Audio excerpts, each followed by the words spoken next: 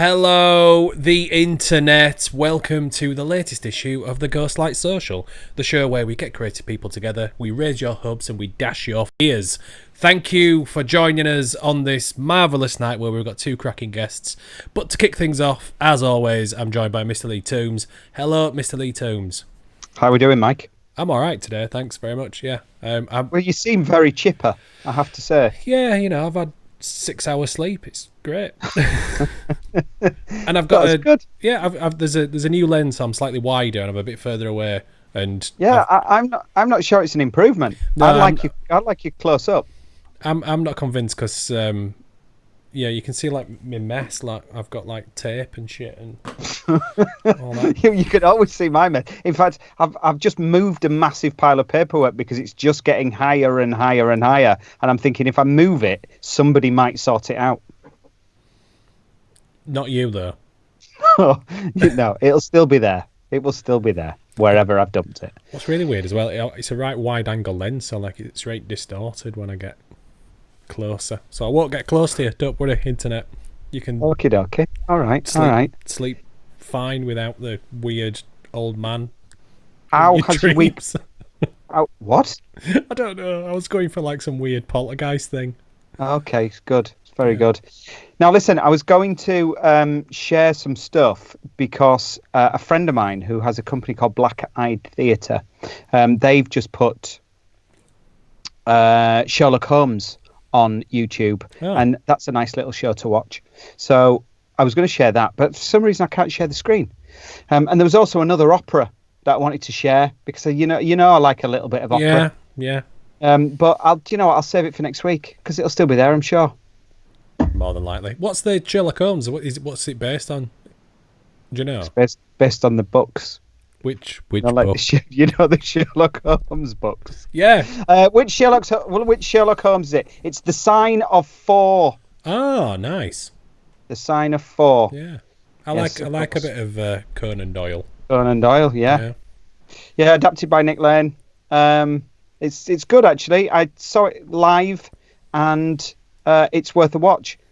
However, what I will say is, like most of the theatre that's been broadcast at the moment, apart from NT Live, it's essentially just a camera in the theatre, so the sound is a bit shit, and the camera work. Well, there's no camera work. It is just a camera in a theatre. On a tripod. Yeah. Do you know, I'm sure we might talk about this a bit further, but this has been on my mind for a couple of weeks, and I keep meaning to bring it up on this show because this is the show to talk about such things. And so I'm going to bring it up now, and then we could maybe talk about it later. But do I need to write it down, or will you remember? I'll remember. Okay. I'm going to just kick it off now. So, talking about opening theatres and with social distancing to start with, but that idea of a new normal, that's something else for the COVID dictionary, a new normal. And there's been talk, especially since the money's been now made available, of what we do with this money. I'm saying we, like, I'm anything other than just a geezer on the internet. And I was talking a couple of weeks ago to a chap who is pretty much kind of one of the big names when it comes to VR, in terms of producing VR. Mm-hmm. He does a lot of work with, at the moment, he's doing a lot of work with hospitals doing their virtual tours, so that when, for stuff like labour wards and all that kind of stuff, really interesting stuff. And what got me thinking is, say you've got, two people sat together from the same household, 3 seats, 2 people, 3 seats, blah, blah, blah. In those 3 seats, stick a VR cam there, right? And then flog that to everybody with a VR headset at home. And so they feel like they're sat in the auditorium. How many VR cameras is each theatre going to have to buy? 1. Because you sell that 1 seat, don't you? They all. I see. You just sell that 1 seat multiple times. Yeah, but that's one of the things. Like when we talk about, we don't just want the grey dollar. There's lots of younger people with VR headsets sat at home who are probably playing something who might want to see, somebody's brand new version of Macbeth, or a brand new piece of writing from somebody. I don't have any names in hand. But an age-blind version of Hamlet. Yeah, where Hamlet's 4 years old. Yeah. Okay. All right. Yeah. Do you know what I mean? If you're going to go one way, go the other. But I just thought, how cool would that be? I suppose it would be. I think that has been done. There is some of that stuff out there. There's no doubt, but I just think that seems to be, there's an opportunity to kind of do that now. Yeah. And I think a lot more people should think about it. I'm looking at the camera like, every theatre owner in the country is watching this. They're not. And they don't care. Well, they care, but just don't care what we think. Okay, good. Well, let's see what our guests think about that. Better qualified than us to talk about that, probably. Yeah. So should we get them in? Yeah. Okay.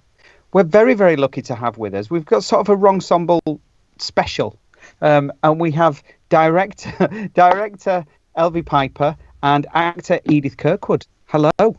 Good evening. Yeah. Good evening. How are we? Good. Really good. I've just hurt my... I'm really sorry. I've just hurt my toe. I've just run over my toe with my chair. I hope that's not a bad omen for the start of it. So do I. It really hurts. Why'd you have to make it like you, Lee? I'm sorry. I'm so sorry. It was either tell you or have to turn the mic off and scream. I'm sure the alcohol will numb it. It's absolutely fine. No, it's really lovely to meet you both. And it's really nice when I meet people from my area that I've never met before. And I sort of think, I kind of think I know lots of people. And then this show has reminded me I don't know anyone. You know me. There's so much talent out there. And speaking as a true lover of Northern talent and people who want to live and work here, I'm like, there's so much. You do have to really search to find it all. You think you know everyone, you definitely don't. No. So rich. Yeah. And even if you know people online and then you meet them in real life or digital life, but not just words on a screen, and it's different as well.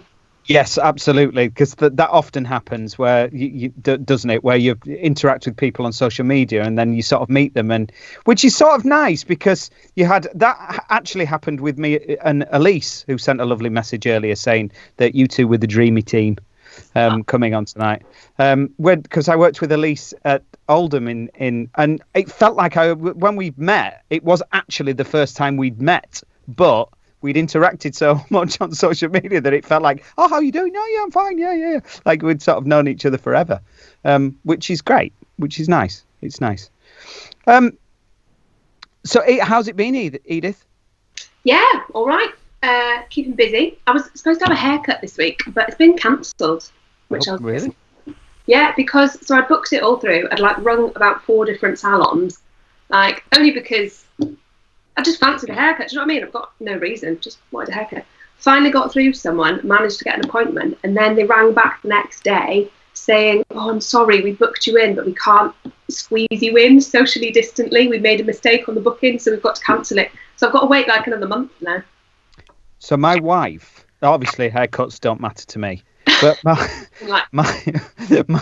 my wife rang, she literally, the day of lockdown, she had her hair done at her salon. So when she rang them, when they were opening back up, they said, I'm really sorry, you were last one in, so we're getting all the other clients in first. So it was, do you know what I mean? So it was she was like, oh my God, I've been punished because I was literally the last client that they had. So they're doing all their other clients first. So she went, bollocks to them, I'm going somewhere else. Yeah. Yeah, how bad is that? Right shout from her. Yeah, not nice. Yeah. Cut them out. She'll go back because they're just round the corner and it's, you know what I mean? It's yeah.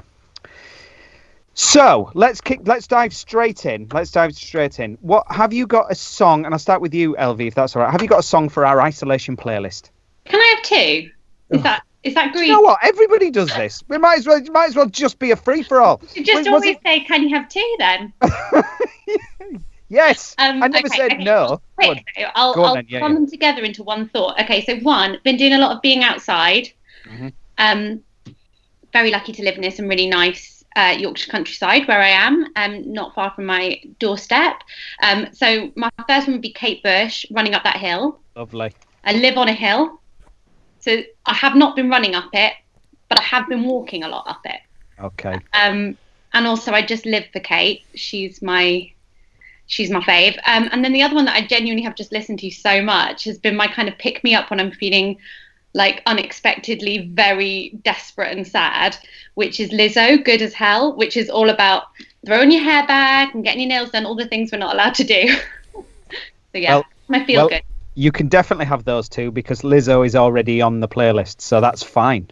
Perfect. And Kate Bush is just amazing, so I'm amazed we haven't had any Kate Bush yet, quite frankly.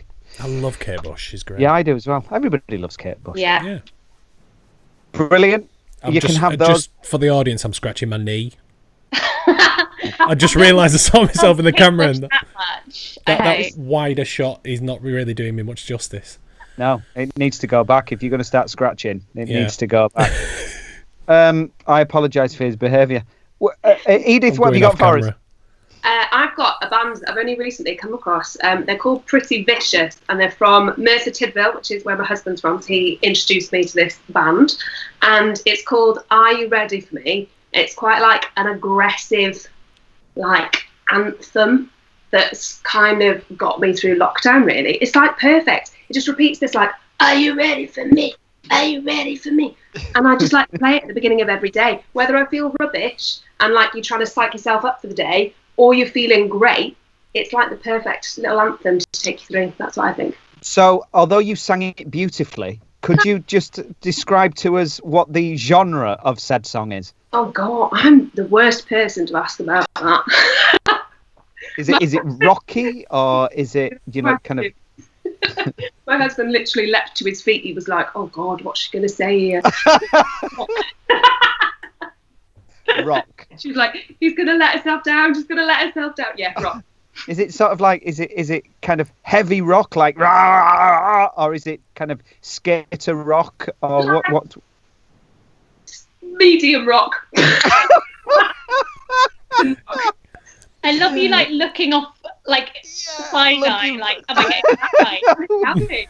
I've got music A-level. I call myself an actor musician, but I don't ask me genres of music. You didn't prep me on that question, Lee. Fair enough. I'm sorry. I didn't. It's just I've not. Pretty Vicious sound like quite a heavy, like they're going to be. When they get the mics go. I think that sounds ironic. I think that's an ironic title, and I think they're a little bit indie. So I'm thinking, just because they're in the news, and it came to my head, Kasabian, that kind of vibe. Not happy right now. Wishing I had the headphones on. He's having a heart attack now. He's like, maybe heavy rock. Heavy rock. All right, so it's a pretty honest name. Yeah. Pretty honest. We'll go with that. But it's great. Everyone should listen to them. Okay. I shall. I mean, that's kind of up my street, so I will check those out. That's your bag. Yeah. Definitely your bag. So that's Pretty Vicious. Are you ready for me? I think this is the way that I just said it. It's pretty. So that's Pretty Vicious. Pretty Vicious. Are you ready for me? Climbing into the top 20. Yeah. Definite chart show vibes.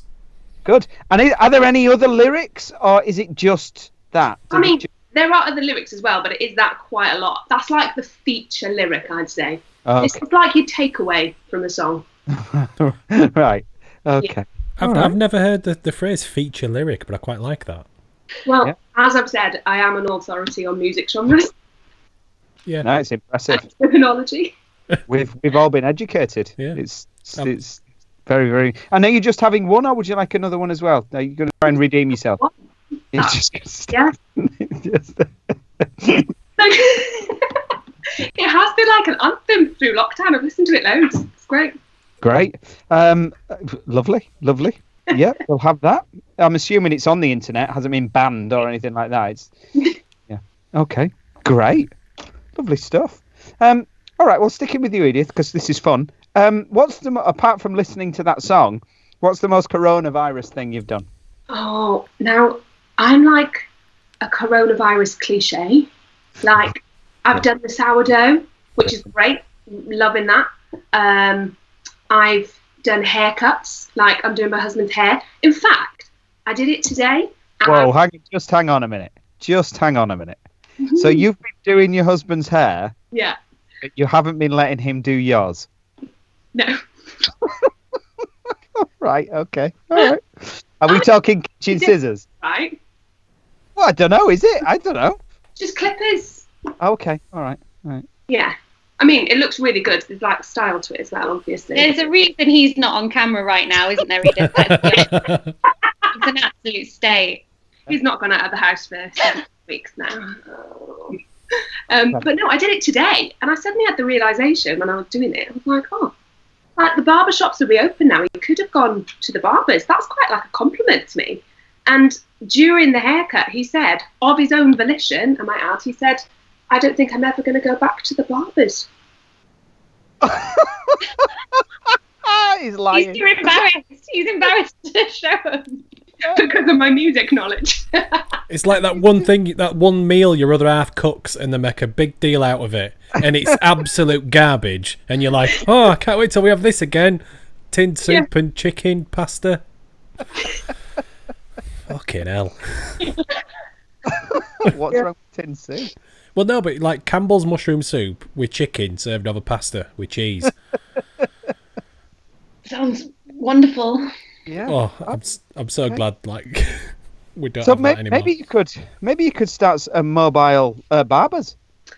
I mean, we might have to. Well, that is true. Yeah, we might have to. We might have to. Good. Okay. So lots of hair. So banana bread. Have you done banana bread? I've done banana bread. I've also moved on from banana bread because, like, do you know when the bananas are getting a bit brown and spotty and you think, oh, I've got to use them? Obviously, the go-to is banana bread. But I've recently discovered freezing bananas and then blending them up with some berries and some like frozen oat milk or milk, any milk. Do you know what I mean? And you make like a nice little fruit sorbet. You'll be unimpressed. No. I was waiting for Mike to come in because this is his thing. I mean, food. Whenever anybody talks about food, they end up talking about food for 20 minutes, and it turns into some sort of fucking cooking show. Mind your language, Lee. Your mum's watching. watching. Yeah. Sorry, mum. Sorry, that just slipped out. No, that's great. Yeah. Bananas don't last in our house. I've got a 14-year-old, and I buy a bunch of bananas, and they're gone in a day. So they're just gone. They just disappear. In fact, all the food just goes. Just don't have kids, essentially. Just don't do it. It's the only thing my daughter eats at the moment is banana. I made her an omelette. How old is she? She's 18 months. I made her an omelette for lunch, and she looked at that as if to say, "What's this, knobhead?" And so she had raisins and a banana instead. And then for tea, I was making a risotto. And I decided I'm not even going to attempt to give her this risotto. So I made her like some like frozen, not frozen as in like the actual state of a liquid. I mean like as in the cartoon, frozen pasta. Oh, okay. All right. Okay. What's frozen pasta? So it's pasta in the shape of the characters in Frozen. Oh, you mean like in a tin? No, I would like pasta shapes, like a dried pasta, and then I added the sauce. So you can buy frozen pasta-shaped dry pasta? Yeah. And Bob the Builder and everybody else. And okay. Oh, well, that's... Yeah. You see, you live and learn. This is the shit you discover when you've got an Asda delivery slot and you're looking through going, what can I order? Frozen pasta shapes. Piper will like those. She doesn't care. I know. Doesn't know. Shoves them in her face like a fat man at a buffet. Fair enough. You're breaking up a little bit, Lee. Am I? Yeah. Okay. It's your internet. In the with your baking, what are you most proud of? Generally or lockdown? No, just general. Well, are we? Are you a baker outside of lockdown as well? Is this something? I'm not. I like baking. Don't get me wrong, but I'm not like anything special. I don't. This is modesty, isn't it? Yeah, she's doing herself a disservice. I've tried the baked goods; they are high quality. Yeah. See, I did. No, go on. I was just gonna talk nonsense. Carry on. I was going to say we've actually done something really exciting with Wrongsemble recently, and we were in rehearsals for it. This is a side story, a tangent story to the more exciting rehearsals, which I'm sure we'll get on later. But I brought some cake to rehearsals, and it was cake that I'd made during lockdown, but obviously it's just me and Alex at home, so I'd frozen it down, and I defrosted it, and I brought it to rehearsals, and I hadn't tried it, having it been defrosted, and I tried some at the end of the day after I'd tried to feed it to other people, and it was awful. It was sludgy. It wasn't moist in the worst possible. It felt like soggy. Oh my gosh! Also, can I just say, it was the hottest day of the year, and we were dying, and it was cold. It was actually excellent, and it was a diversion from water and ice cream. So, do you ever want a diversion from ice cream, though? We'd eaten a lot of ice cream. It was very hot. I can see there's a duality in this business of mobile haircuts and frozen cake. Yeah, I can see it on the seafront. You got one side of the van, sit down, have a haircut, and while you're at it, here's a defrosting cake.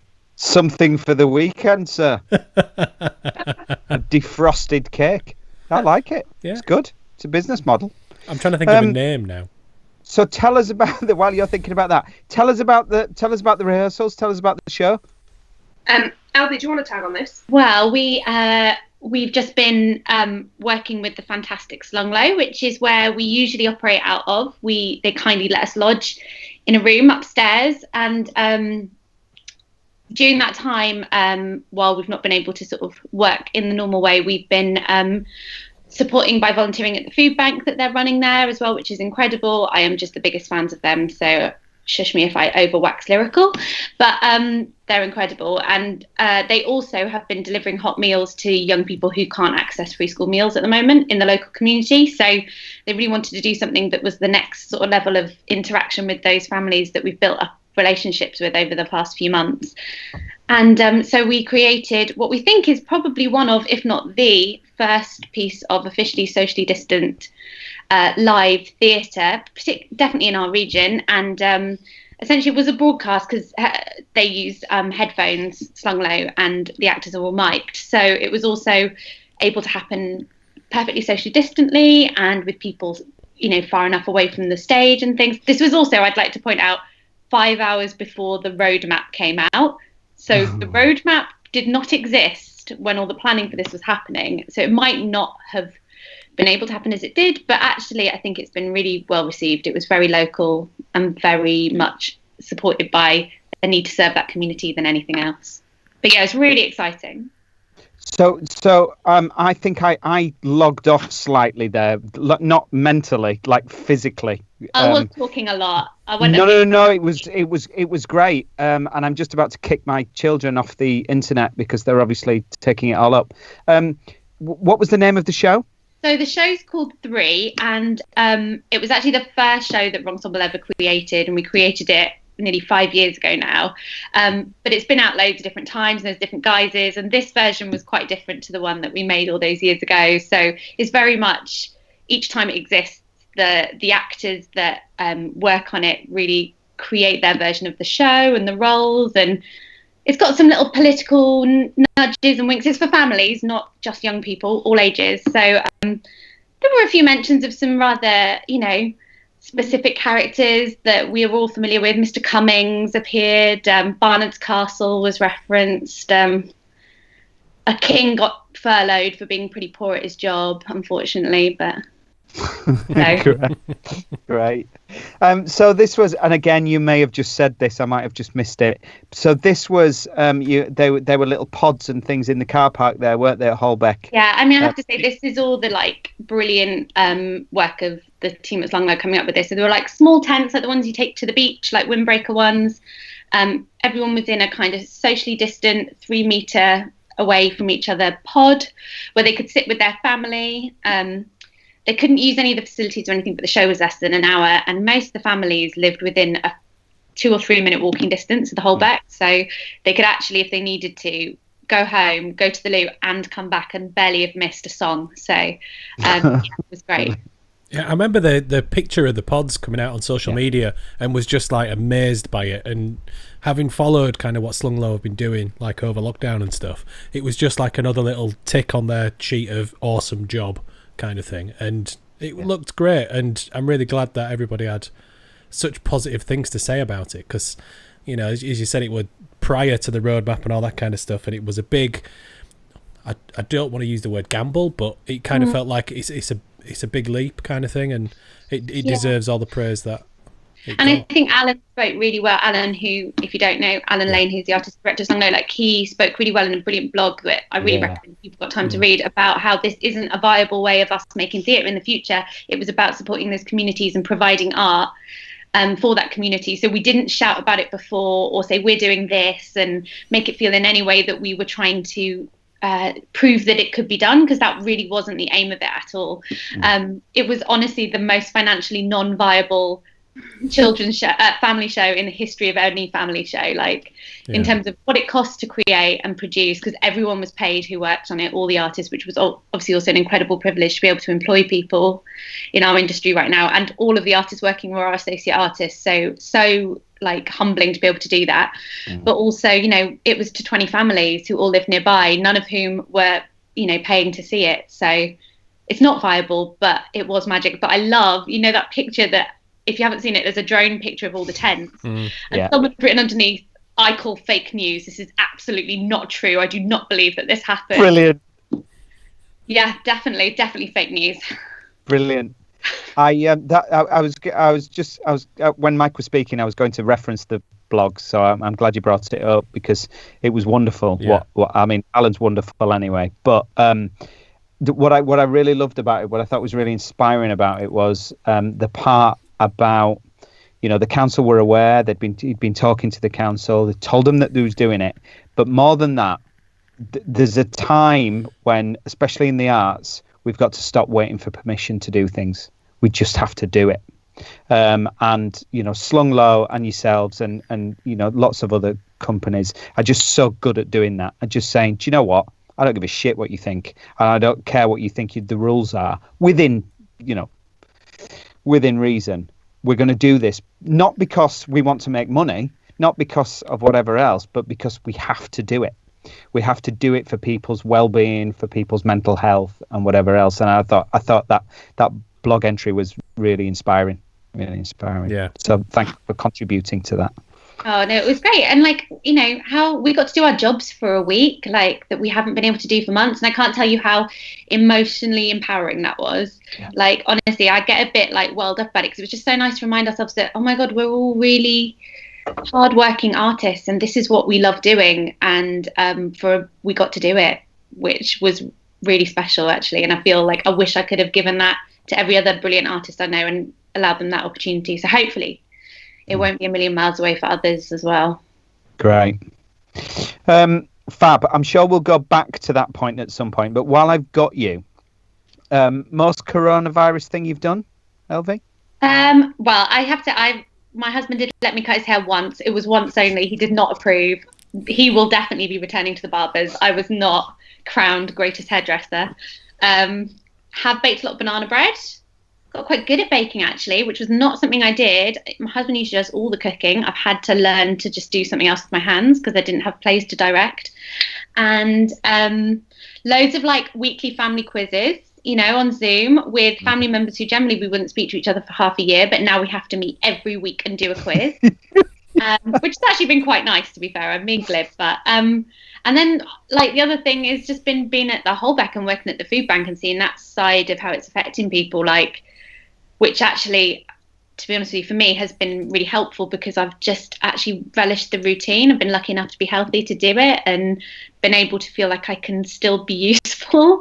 So as much useful for me as it is good to feel like you can offer something into the world a bit as well. Yeah.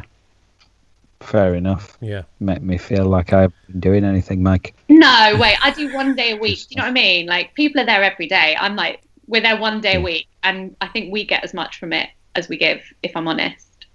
Bloody do-gooders. No, it's great. On the podcast, I've just been doing it the whole time, just so that you would think I was a really good person, and hopefully ask me to speak on here. All paid off, finally. 5 days a week, 7 hours a day, driving the van. Yeah. No, it's great. It's great. So was that the last thing? Because my sort of next question is the last thing that you directed, but I guess that would be what you've just talked about. Yeah. Yeah, I think we're quite lucky that we've actually done something really recently. Yeah. Okay. But yeah. But you were also working on a show that got stopped during lockdown. It's a wonderful live I spoke to you a few weeks back. The Not So Ugly Sisters, which was a co-pro with Red Ladder and Leeds Playhouse, which we started rehearsing on the 16th of March. And when everything was, and literally with the first production, like the read through around the table, everyone just sit there like, has anybody got any hand sanitizer? That we probably didn't know if we could even be there. And then by the Friday, it was obvious that it was going to have to stop. So we've actually rehearsed loads of it on Zoom. I feel like we've been working that out. Yeah. But I'm very excited to hopefully get back in a room and finish that show and take it back out when it's safe to do so. So was that show going out on the Red Ladder circuit? Yeah, so it was doing the Red Ladder circuit, the Leeds Playhouse community circuit as well. So they've got community, some of which there's a bit of crossover, and it was also doing a 2-week run in the Rock Void at the Playhouse, the new studio, and then it was going on a national tour. So all of which, and then a Christmas run. But we might start backwards, and maybe we'll even get to start with the Christmas run and then do all of that afterwards, or we'll see. Fingers crossed. Yeah, fingers crossed. Let's hope that something happens that means we can have something before Christmas. That would be great. What do you think to Mike's idea about about just doing everything virtual reality? I kind of love it, although I do love being in a live space personally. Like, I don't think I'd realise how much I miss that. I'm one of those people that's really struggled to watch recorded stuff. I'm in that camp who's like watched stuff and been like, just miss theatre, and then start crying uncontrollably and have to like go outside and stare at the cabbages in my garden or something. It's all very strange. But yeah. Well, hang on a minute. You've got cabbages in your garden? Yeah. So to forget the theatre, let's tell me about the cabbages in the garden. Do you grow stuff? Have you got a small holding? No, I just have a very, very handy husband who is brilliant at growing stuff. So our whole garden is edible, pretty much. So all the plants are edible, and we just got some chickens actually at the beginning of lockdown. That's quite a lockdowny thing, isn't it? To have tried to go a bit good life. Hang on a minute. You got the chickens during lockdown? Oh, this is such a boring story. But yeah, well, we rescued a chicken from a friend of ours. That's not the most coronavirus thing you've done. We rescued one because it was being beaten up by the other chickens from a friend. And then we felt sorry for it because it didn't have any friends, so we got some more. Where did you get chickens from? Well, we had to wait until you were actually allowed to travel more than 2 minutes from your house. But we got them from Home Birth, actually. Okay. All yeah. Right. Well, just off the internet? Yeah, internet chickens. They're designer chickens. I think they weren't designer, but they're sweet and they lay eggs. So chickens tend to do that. Yeah. It takes a while, but yeah, we got some eggs now. Brilliant. So how many chickens have you? Just on chickens, did you see the news story of the lady who hatched ducks from Waitrose duck eggs? Oh my gosh, yeah.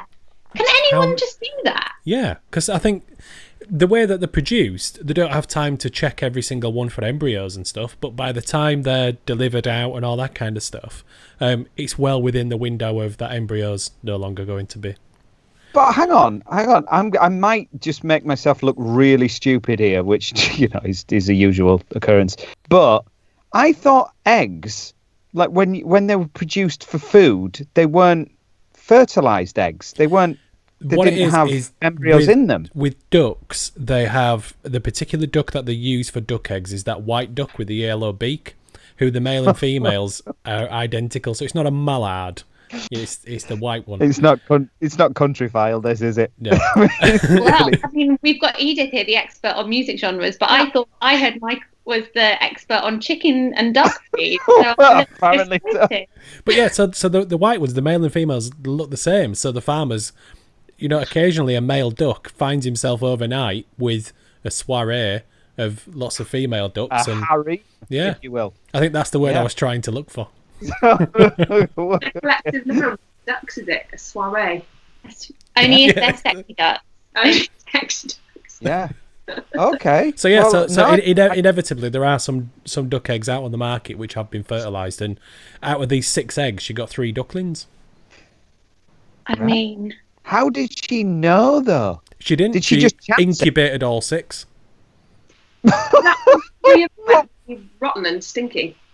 Why? Why did she do that? I don't. She'd seen somebody do the same with quail eggs, because quail eggs, I think, are a little bit. They're kind of halfway in between free range and farmed, in how they do them. They're kind of like free roaming, but within a confine. So there's really no telling which eggs are fertilised and which aren't when it comes to those. Definitely wouldn't have done that if you hadn't been furloughed from work, would you, for 4 months? So that is the kind of hobby that you would not have taken up without this situation. And I think she was quite. When they did the interview, she was like, "I've only done this because A, I keep ducks, and B, I'm furloughed, so I've got time to put into it.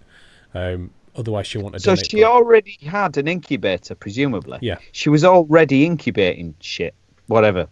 So she presumably got the duck eggs and thought, "I'm not going to eat them," or did she do it deliberately? Deliberately went out and bought those particular Waitrose organic duck eggs.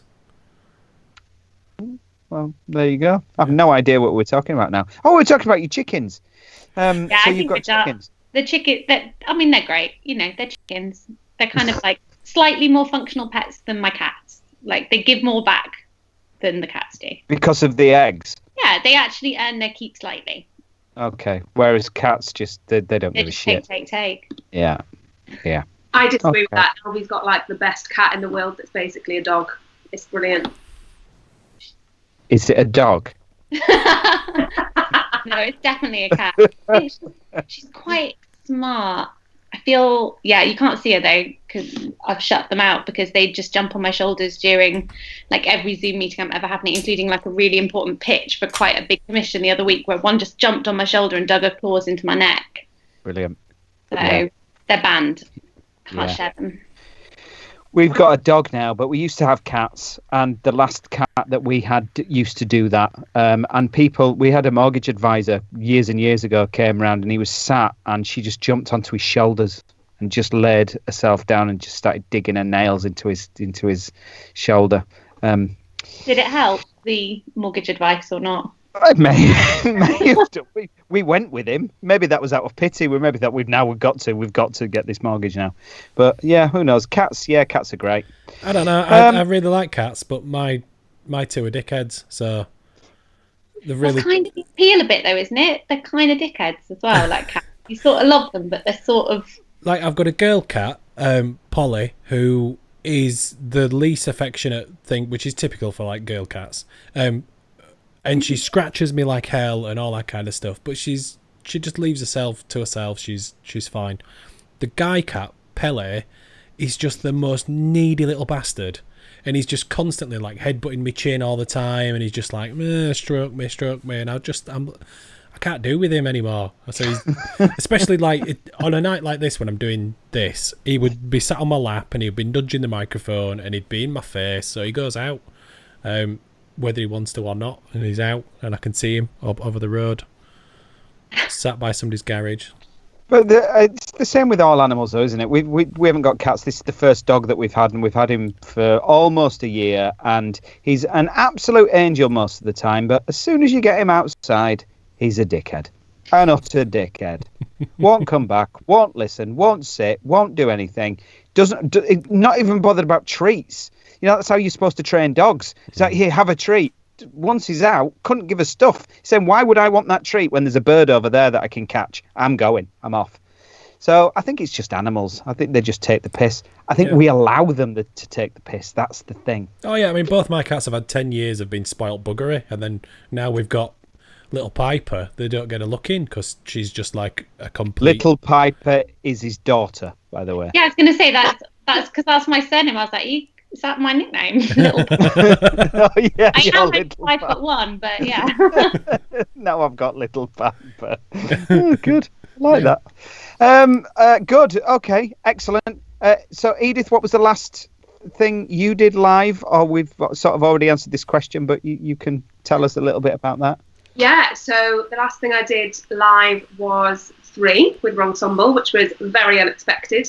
I was touring with the Mousetrap when lockdown started, and so I thought performing was not something that was going to happen for quite some time. And so having the phone call from Elvi was, oh my gosh, like so joyful. Having that phone call asking to do some live performance and working together, that was wonderful. Your year was sorted, wasn't it? You were on tour all year. I know. Do you know what? It was so weird. So I worked on the Mousetrap last year and I was understudying, and I'd like put my graft in. Do you know what I mean? I'd worked really hard to prove I was brilliant and they should have cast me properly first time. But like I'd worked really hard, and so it was really gutting. Like thinking that you've got a year's work and feeling quite secure compared to normal freelance life. Like being able to make plans and thinking, yeah, you had cash in the bank really. And so to then have that stop was rubbish. But you know, we've all had that happen with all sorts of things, haven't we? C'est la vie. But the last thing I did was 3 with Wrongsemble, and when I was thinking about how to like describe the experience, the moment that really sticks with me is just after Elvi had given us clearance and she kind of walked out into the 30-degree heat July weather. Oh, it was so warm. Eating her ice cream. I know. eating my frozen cake. Yeah. Sludgy cake. Whilst we were there in like 3 layered costumes and wool, because that's how we do Wrongsemble shows. But the 3 of us were in like the doorway of the Holbeck, ready to go out. And it definitely dawned on me. And I just think we all had this kind of weird shared moment of, are we about to do this? It just felt really surreal. And this is all credit to Wrongsemble and Slung Low for dreaming this wonderful thing up and giving us the opportunity. But it just felt so incredibly privileged and surprisingly like emotional to walk out and do our jobs, but suddenly seeing like a group of people together, obviously not together, they were in their socially distant pods, and there was a group of lads from the estate that were on headphones but kind of beyond the barrier. But seeing all those people come together for like the same reason, I'm probably over-egging this massively here, but it just felt so emotional at the time. And just what an utter joy and privilege to be part of. And we were talking about it the next day on our kind of cast WhatsApp.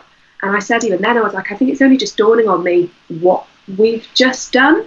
And it just felt incredibly, incredibly special. So that's the last thing I did. I don't think you're over-egging that at all. I think that, for many of us, and I've said this before on the show, that I was lucky enough to do something just before lockdown finished and it completed. But actually, that was a role in itself that I may never get to play another role like that. It was a fantastic role. But going beyond that, I might not ever get to do anything again. That's how I've been feeling at times. And just to hear you say that, it makes me feel emotional. So you're absolutely not over-egging it at all. I think it's wonderful. I think it's a wonderful, a wonderful thing that has happened and that you've done. So yeah, you embrace every second of it. Oh yeah, downing out on that feeling for ages. It's a roller coaster few weeks as well. It's been mad, isn't it? Did it feel slightly dangerous as well? Like it's sort of naughty. Do you know what I mean?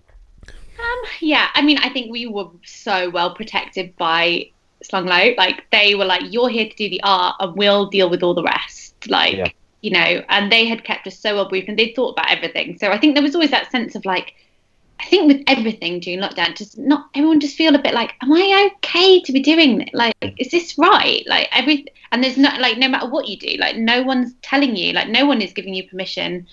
Like for a while we got some kind of rules that we couldn't do stuff, but no one told you what you could do. And I think it was still that feeling of like, is this okay? But honestly, I think we were if there was any like bigger concerns for safety or anything, which I don't think there were, we were really protected from that side of it, because we were just there to do the art, and they just allowed us to lead on that side of it, really. And again, going back to Alan, but I've only met him a couple of times. Certainly never worked with Slung Low. But if he certainly strikes me as the kind of person that sort of said, "Do you know what, Lee? I think you need to jump off that bridge because it's necessary." You sort of just do it. You just go, "Okay, okay then." He's like, I mean, he'll probably kill me for saying this, but he's incredibly impressive and very good at fighting the corner, but he's also incredibly kind-hearted and generous. And I think he's one of the kindest people I know in our like kind of local industry. Like, and part of it is he's taken care of us as a resident company. He's allowed us to continue to exist. You know, like maybe we wouldn't be here chatting about what we might be doing in the future if there hadn't been some support like that, because it has been really bleak for people, and we sort of definitely fall in that crack of not being regularly funded, relying on applying for lots of grants, and then all of that funding just disappearing and not having any idea when to open up again. So yeah, I just also feel like how great to just empower a group of artists to be artists for a week. It meant so much to us, even if we didn't perform it for a load of people, which we did, and hopefully it meant a lot to them too. But yeah, that bit was selfishly excellent. Yeah, no, absolutely. Yeah, fair enough. While we're talking about that, because it sort of segues us in, what does the future look like, do you think? I mean, I feel like I get more confused with each announcement. Is that like, yeah, I mean, I really don't know. And I think it's going to really vary from organisation and artist to artist. Like, I just don't know. I still feel like no one's giving us a clear sense. And I guess it's hard because we just don't know. This situation is all completely, lockdown word, unprecedented. No one knows what's going to happen next. But I mean, I would just really hope, this would be my hope anyway, I'd love it if we could just allow some of the change to not feel like it's happening at us, and to take charge of it a little bit and allow it to be positive change, and like empower people to make different choices and plan differently and collaborate more with big companies and smaller organizations, because actually we can spring into action and make you a show in a week. Which if I'm the RSC, I can't do that. Like that's not how I'm built to work. So I just feel like there's real opportunity for us to sort of blur the lines a little bit for how they've been and stop them being so rigid. But it's hard. It's an institution, and there's so many things in everything that we'd love to make better. But I just really hope we could find some good in all of the crap, like going forward. That would be my hope. But that is definitely as vague a roadmap as what we've got, I think. Is your feeling that this rescue package that has been announced, is your feeling that is going to go to where it's needed?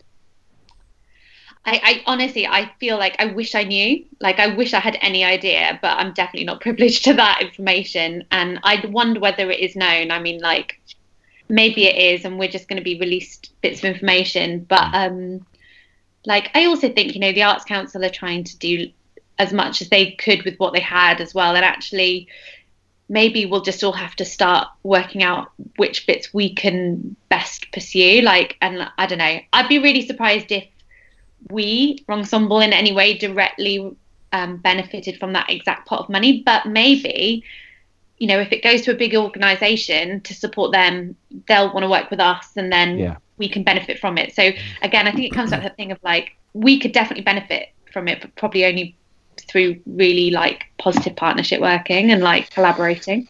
I guess that's where my question was placed really.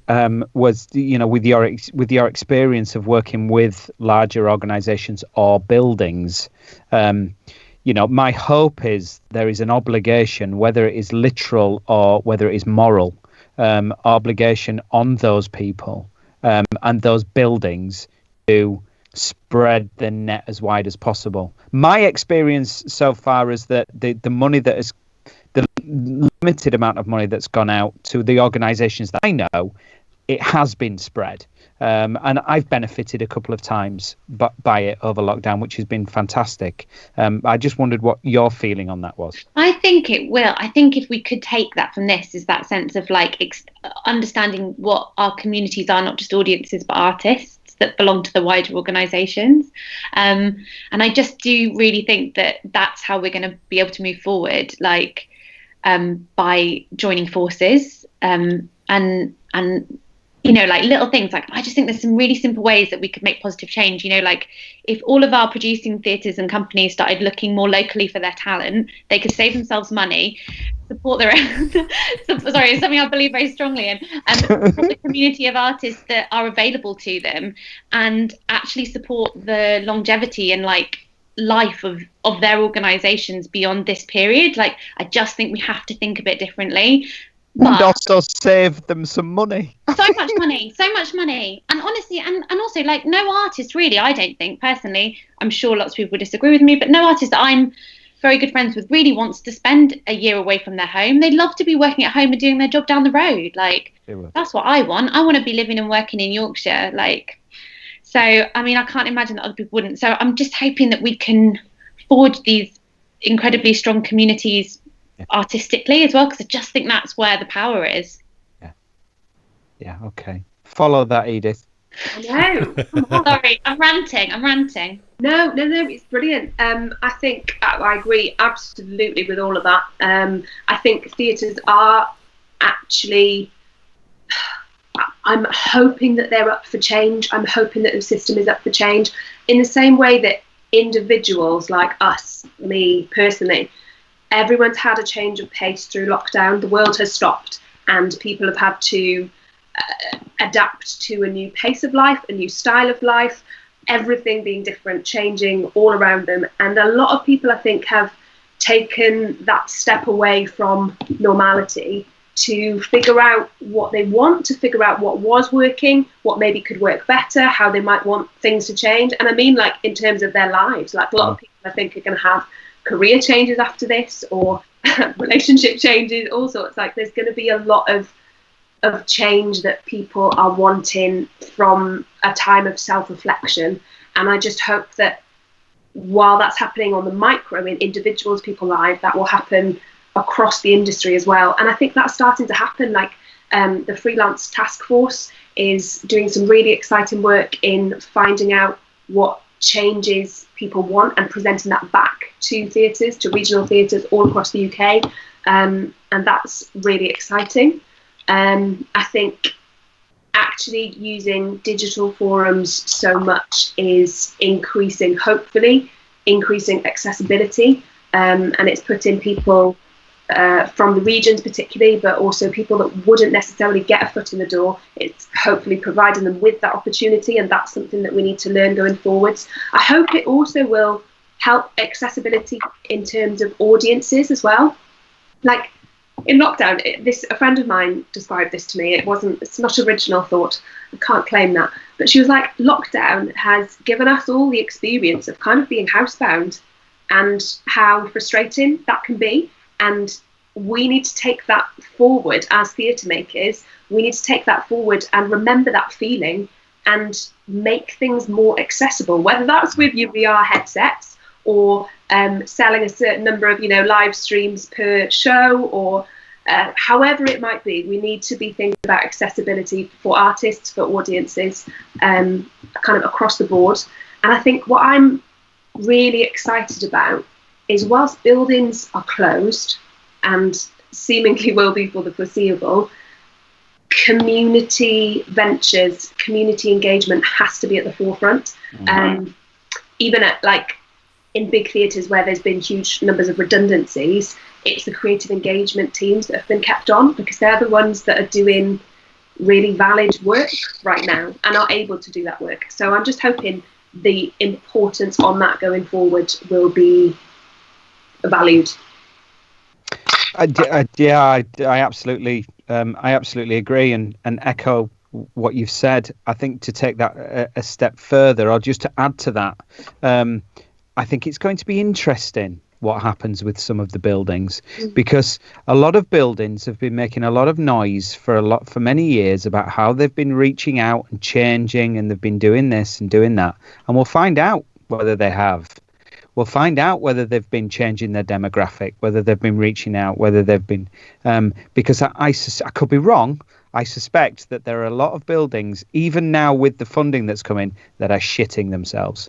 That are saying, actually, we haven't quite done what we've said we've done, and I could be wrong about that, but I suspect that will happen. They've got the perfect opportunity now, though, haven't they? Yes. To absolutely. It's the Scrooge moment. It's the Scrooge moment at the end. Like, I'm going to change my ways and I'm going to start right now. Go buy me a goose. Like, it's that moment for all those theatres that might not have been able to actually do it. But you're right. They've got to have the moral desire to do that, and they've got to know that it's a systemic problem, maybe in the way they work now. Yeah. Because obviously I'm massively in favour of supporting the arts. Of course I am. I wouldn't have a career if I didn't. However, there is a part of me that says, if you continue to hand out money to large and buildings, I'm talking about, really, it papers over cracks. And I just hope that there aren't any of those buildings that are kind of going, oh, we'll be all right, we'll be okay. That we don't have to change so much. Yeah, carry on. Yeah. I think it's hard because we haven't necessarily had an insight into that. Like, you get the Big Ten, like, you know, talking in kind of, but they also have to play the political game probably a lot more than we do in terms of not saying what they think, or not, you know, playing devil's avocado here. But, you know, you don't have to, like, you can't maybe say all the things you'd want to say, or you don't feel you can anyway. I'm sure you could, actually, and I think it would be so well received by some of us if some of those big hitters, like, came out with some things that, like, rallied the troops a bit. But I do understand also why they might not feel like they can say those things publicly. But that worries me that then it won't change because they haven't felt like they can be different, maybe. It'll be interesting.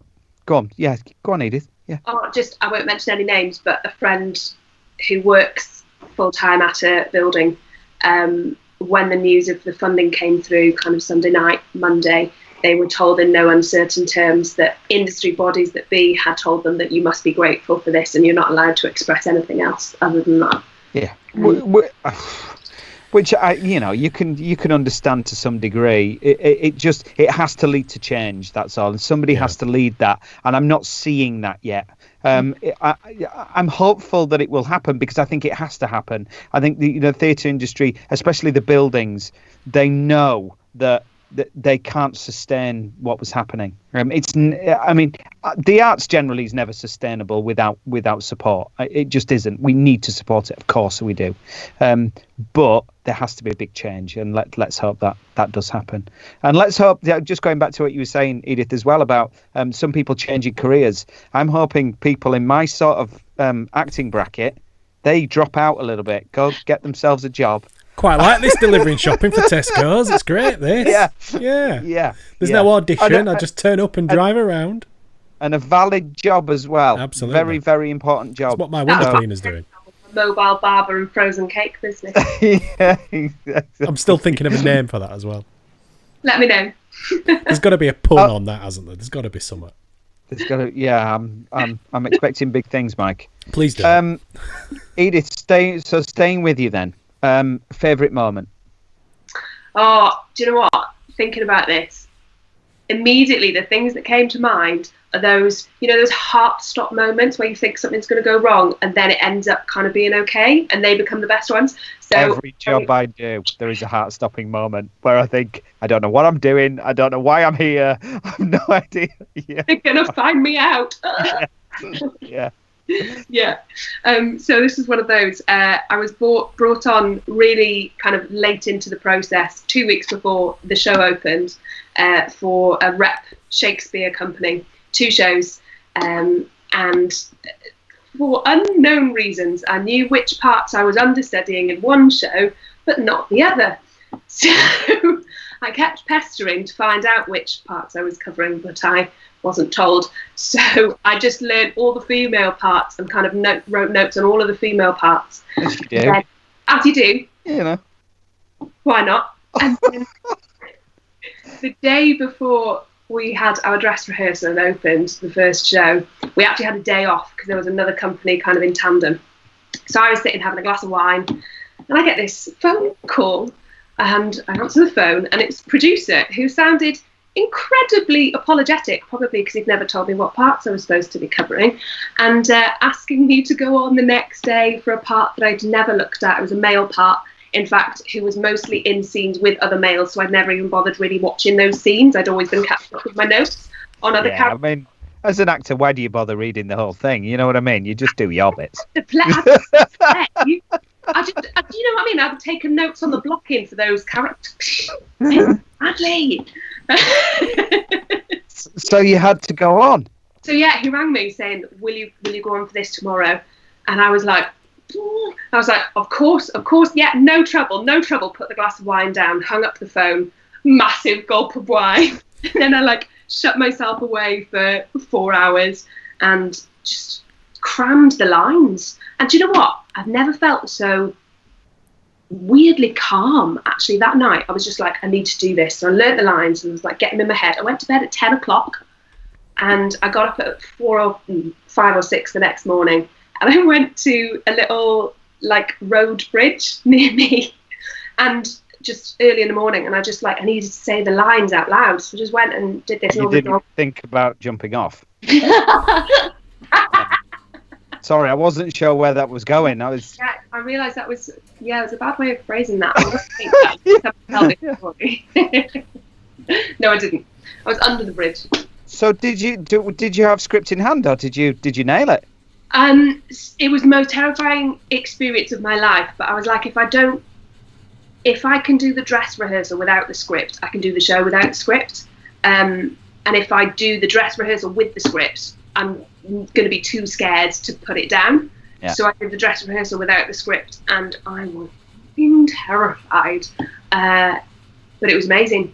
Wow. And she absolutely smashed it. I saw it. It was incredible. You saw me 3 days in when I maybe wasn't quite so shark-eyed at other people. But no, it was an absolutely amazing experience and an amazing cast to kind of push and pull me through that. But yeah, that was my heart stop. But if I can do that, I can do anything moment.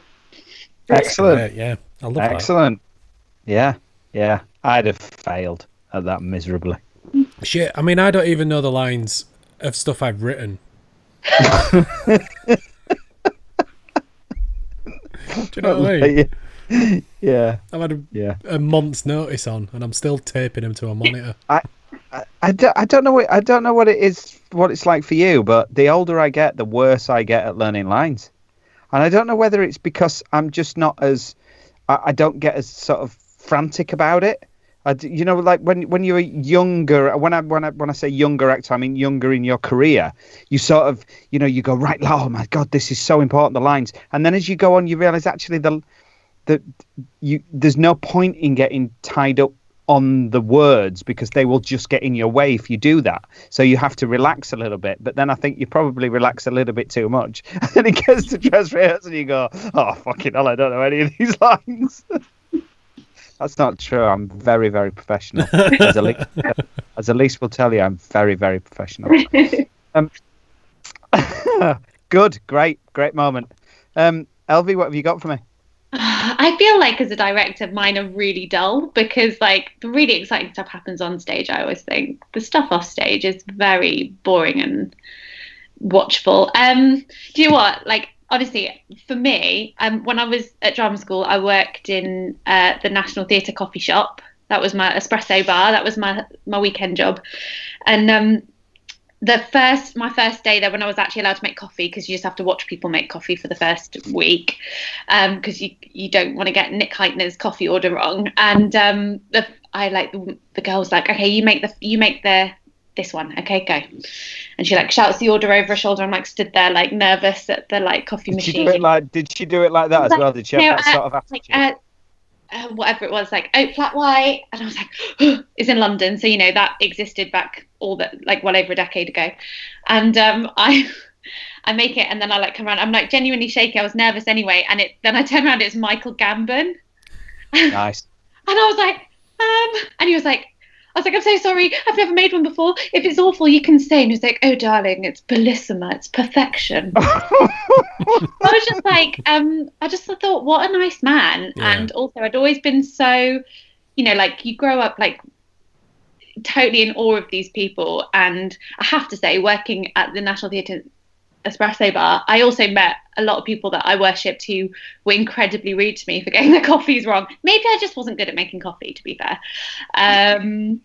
But yeah, just like those bits where you just go, actually, this is a kind, very warm thing that I'm really excited to be part. I want to be part of, and I've always wanted to be part of this. And for someone who you consider to be right at the top, to talk to you with like just kindness and warmth when you feel like you're right at the very bottom, it just meant a lot. Like it really did. And, you know, he didn't sort of, you know, take the piss. He was incredibly kind. So that was like, it's not a great industry moment, but it definitely made me go, this is a nice industry. Who was horrible? Don't worry, nobody watches this. Okay, I'll give you clues. I can give you clues. I'll give you clues to one. Richard E. Grant. Oh no, I didn't. You know who was lovely? Alan Rickman. Oh, what a lovely man, and his voice. I would just like elbow my way to the counter to take his order because I was like, I am going to hear him order a coffee. Nobody's ever said a bad word about that work. So wonderful, and I just was like giddy to even see him. Okay, the clues are a British writer and young actor, famous for writing quite a well-known Welsh comedy that people like, who's now very famous in America. Okay. And, I think who you mean. And hosts his own show. Okay. Yes. Yeah, what a rude man he was. But I think he was in a bad place in his life then. I've heard many a story about that person. Me too. Yeah. Me too. Yeah. Interesting, isn't it? People always say, don't they? Like, I know, and maybe this is a really like silly thing to repeat because it's been said much more eloquently than I will. But like, you can always tell the quality of someone's sort of, you know, soul by the way they treat the people they consider least important. You know, not the way they treat the most important. See, I told you, someone else would say that a lot better than me. It's very eloquent. Yeah. No, absolutely. Yeah. No, the person who cleans the stage is just as important as the person who manages the building. And if you don't see that, there's a problem, isn't there? I've said this loads of times. I always think that I've been, well, from hearing stories that other people tell me, I now think that I've been incredibly lucky because in my relatively short career, because I'm a lot younger than I look, I've worked with quite a lot of very, very famous people, and everyone, absolutely everyone, has been a delight. Every single one. And, you know, you hear these things and you kind of go, really? Maybe I've just been really, really lucky. But I do still think that the majority of people in this industry are fabulous. Amazing. I agree. I think it is, and that's why you get the stories about the ones that aren't, because it is a rarity. And I think it is quite shocking when you come across those moments. And also, I think definitely one thing I've been thinking about a lot during lockdown is like, I might have just met that person on a bad day. Yeah. Like, genuinely. Yeah. Or a bad month or a bad year. Like, you know, there's actually, you know, it wasn't ever about me. It was about them, how they behaved that day. But like, that is not something I could have articulated at, you know, 21 when I was at drama school. No, but you're absolutely right. I think that the majority of people who have been in the industry a long time recognize that their behavior counts. So when they're talking to people, or you know, that they have that sort of weight of responsibility on their shoulders. And I think the majority of people, in my experience anyway, have been a delight.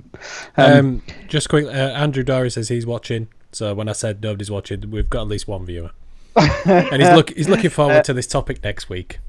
Yes, Andrew is coming on next week. Andrew runs a production company called Hellfire, which is a comedy. I'm right in saying comedy. He'll probably correct me next week. But they produce a lot of comedies, and they're working quite closely with Sky and Channel 4 and things like that, and really trying to champion, like you were saying before, local talent, both on screen and off screen. So looking forward to having them with us next week.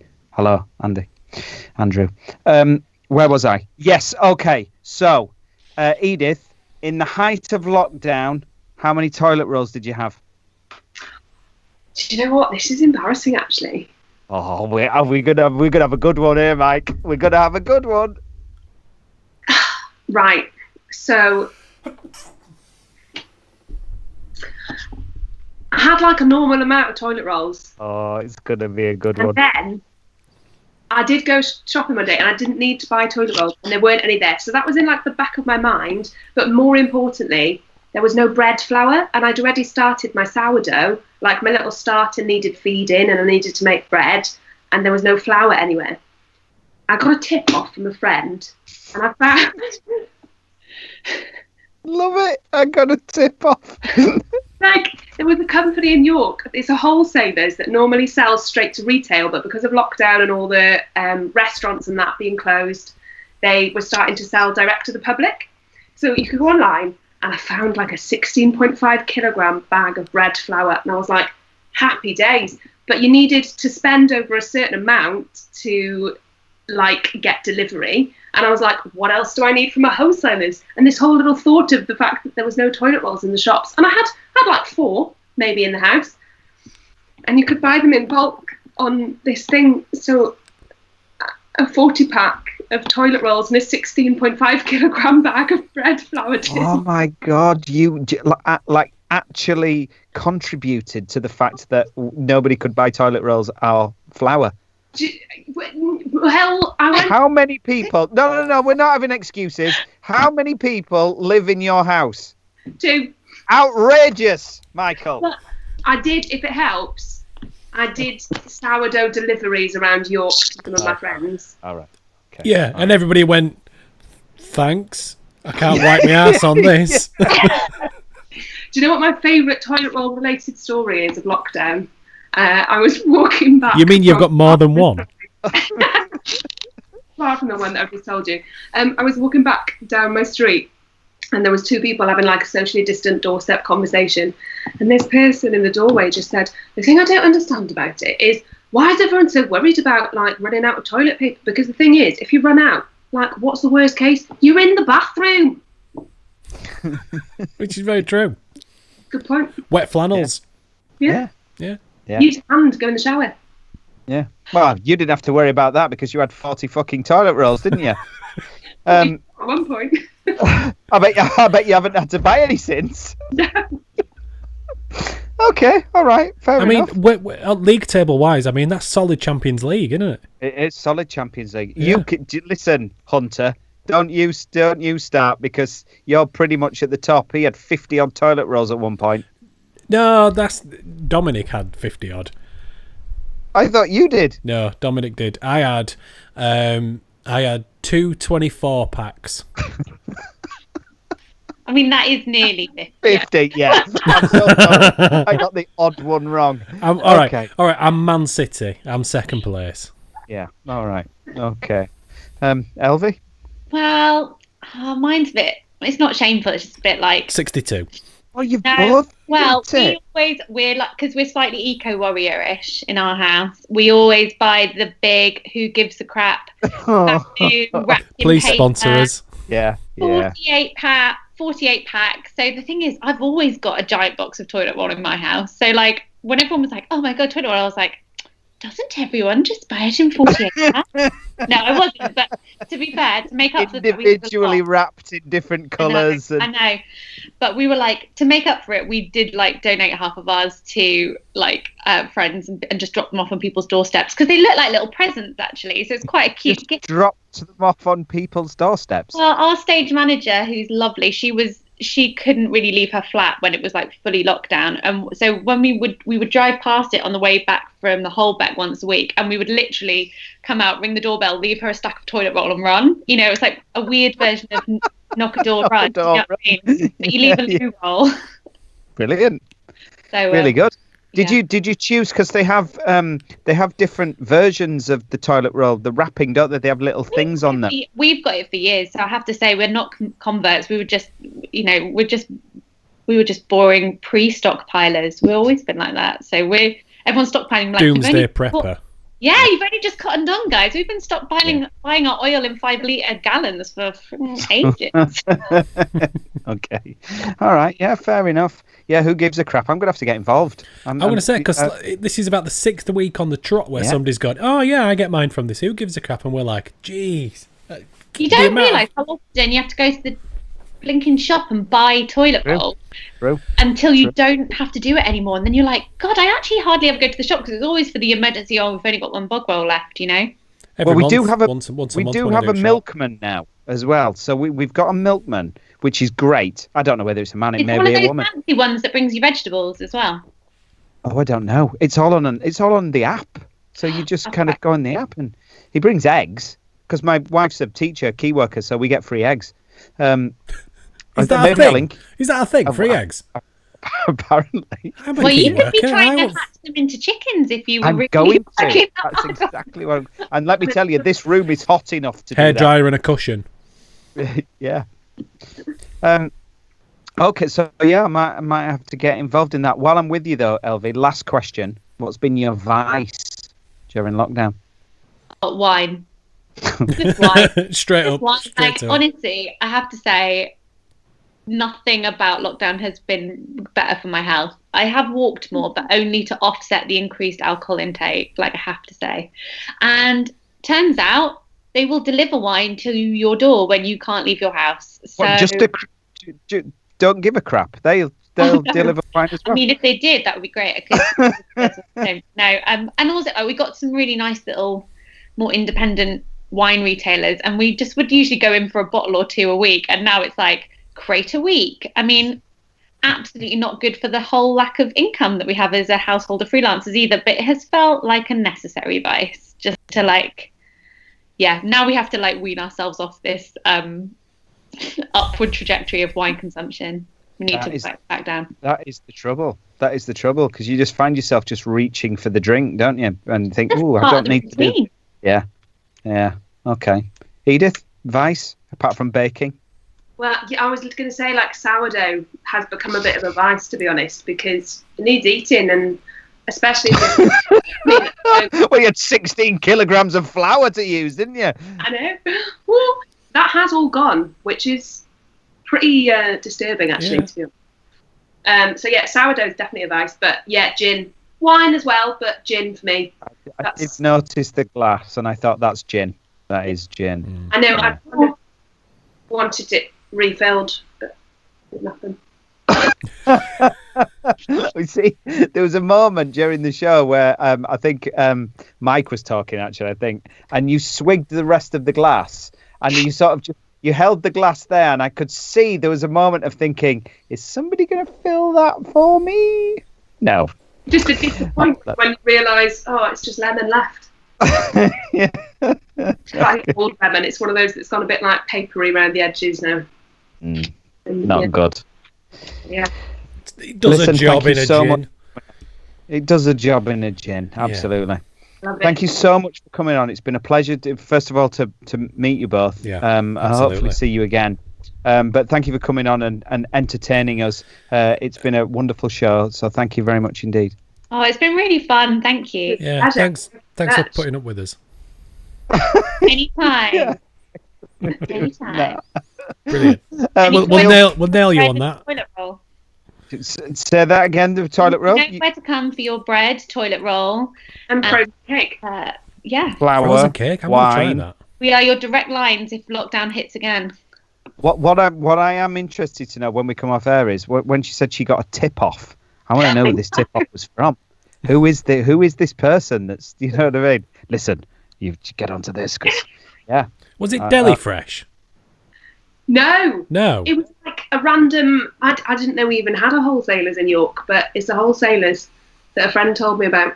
Because I did a similar thing with Deli Fresh and ordered just like normal shopping, and they turned up with like it was something like 5 kilograms of carrots, and it was like 3 carrots. Because these are obviously catering ones, so they're enormous. And it's like massive carrots. Shit. It's like the size of a chihuahua. Oh well, they all chop up. Yeah. You don't chop a chihuahua up. No, you Well, don't. you can. I But wouldn't don't. recommend it. But don't. No, but don't. Yeah. Yeah, No. we'd be happy. Thank you so much for coming on. Very much appreciated. Thank you, lovely Paul. to speak to you. Feel free to log off. We just wrap the show up, talk a bit of shit for a while, and hopefully see you soon. Yes, definitely. Thanks very much. Bye-bye. See you later. Bye. That was nice. Lovely. And meet both. Yeah. It's lovely to meet people who are local creatives. That's always nice. And a great company as well, Wrongsemble. Yeah. I mean, they're a company who, kind of in the last couple of years, I've kind of seen more and more of, and they are quite impressive as to what they've been doing. So Yeah. it's lovely to kind of meet a couple of, well, yeah, Yeah. couple of folk. Just Good. Andrew has come in and said comedy drama, Lee, so he's corrected you. Sorry. Thank you. Comedy drama, yes. We're looking forward to speaking to Andrew next week. No, that'll be next Wednesday. We're going to have that conversation. So there'll be a lot of talk about TV and getting filming started. And I know they're working on lots of different projects at the moment. So looking forward to that. Yeah. So I guess that's it then, isn't it? There's nothing more we need to go through. Nope. Thank you everybody for joining in. Thank you to our viewers on Twitter and YouTube and Twitch. Don't forget, on all those platforms you can like and subscribe. Please do that because it helps us after we were rudely booted off YouTube. We're kind of back to square one a little bit. So it'd be lovely if you could share this and we can try and get our audience back. Which is happening, but just, Yeah. people are busy now. Yeah, that's all right. And there will be another episode of the podcast available this week as well. Who's the guest this week? No, I can't remember. Like, you're going to make me... You always say that. I don't know why you say it when I don't know. Because I want you to plug the podcast. I know you do. I know. And I can't remember. I'm going to have while you... Just fill for a moment while I have a look at... while I have YouTube up. Yeah, also don't forget the other show is on Thursday 8:30 with a couple of cracking guests talking everything Hollyoaks, and the week after I recorded this week, and it's a bit of a mammoth one, so that's something if you like your teen drama soap opera stuff, don't forget to have a look at that. So the podcast will be available later, and it is our wonderful chat, and I can't believe that I didn't remember, with Kai Owen and Liz Carney. Oh, so yeah, we had a great chat. That was episode 10. So that will be available. Ago. Yeah, I know. And then next week we have episode 11, which is in 2 parts, which was with Hollyoaks casting director Peter Hunt and director David Crowley. Wonderful. So don't forget, look us up on Spotify, on iTunes, give us a 5-star review. All that nonsense, I mean, we say this quite earnestly, like kind of please subscribe and stuff, but I always sound and feel like I'm one of those YouTube wankers when I say it. So I think it's fine. But yeah, technically good stuff. So thank you for joining us on the Ghostlight Social. Come next week, we've got more chat, more guests, and all that jazz. And I'm just going to roll titles. See you later. See you later.